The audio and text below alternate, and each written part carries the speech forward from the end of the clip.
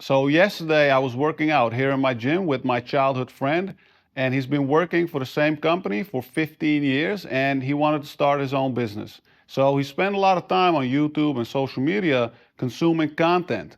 And here's what he said. All of the content that I've been consuming on business is basically the same advice, just in a different way. And he told me that all of the stuff that he's been watching is basically just rehashed advice. And he said all of this when we were doing some pull ups right here.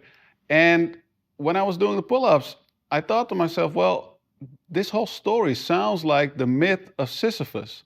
So Sisyphus was this king and he was punished by the gods. And his punishment was that he had to roll a boulder up a mountain. But as soon as he would get to the top, the boulder would come down crashing, and he was stuck in this cycle of expending a lot of energy and never getting to the top. So he would never achieve his goal.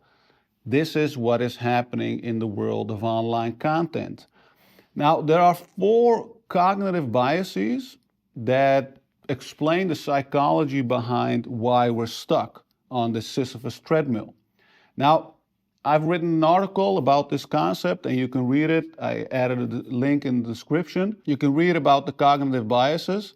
Now, there's one of the biases that I want to talk to you right now, and it's called the von Röstroff effect.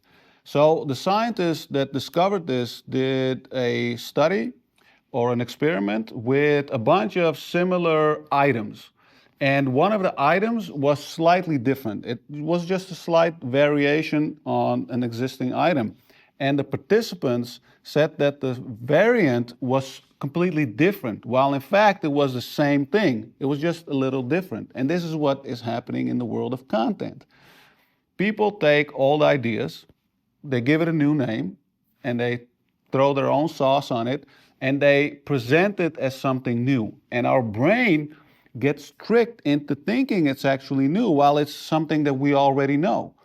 Now, this is the business model of a lot of these content creators. But for us as entrepreneurs or people who are here to learn, we need to understand that and break free, because ultimately it's about applying the things that we learn. And we have to understand there are not so many new ideas. If you know the basics, you know enough to get started, whether that's in losing weight or building muscle or starting a business or starting with investing.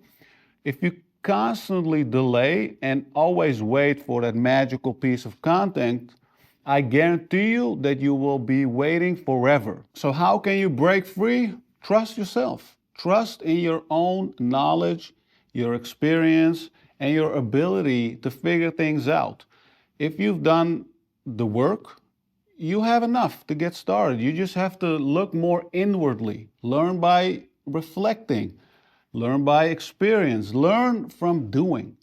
Because honestly, if you just keep getting stuck on this cycle or in this Sisyphus treadmill, I guarantee you that nothing will ever happen. And ultimately, the reason that we are consuming content is because we want to apply it. We want to do something. So do the thing. And it's not only that. And I want to leave you with this idea, because everyone can say, get started.